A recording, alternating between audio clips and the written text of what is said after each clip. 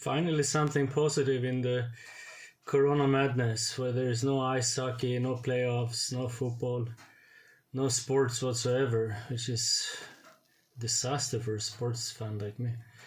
But this coming Saturday night, US time, middle of the night European time, and morning Asian time is the UFC. Thank you, Dana White, for bringing it on. For a sports fan, this is the drug we need right now. And it's a great card. I mean, prelims, you have Donald the Cowboy, which is just unbelievable. And then Ngannou versus Rosenstrike.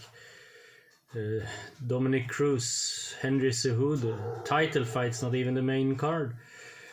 And then the fireworks really starts with Tony Ferguson and Gaethje. I mean, what is that? It's just something to drool about, and something to really look forward to for not only fight lovers but for sport lovers. And it's been a long no sport last couple of months, so this is going to be fun. And Gaethje never only walks forward. He doesn't know what reverse is. And Tony Ferguson, anybody who followed his career, is an animal. So I really look forward to this. And I'm glad UFC is doing a couple of fight nights as well, so we get a bit back to normal. Even though it's no spectators, it's empty arenas.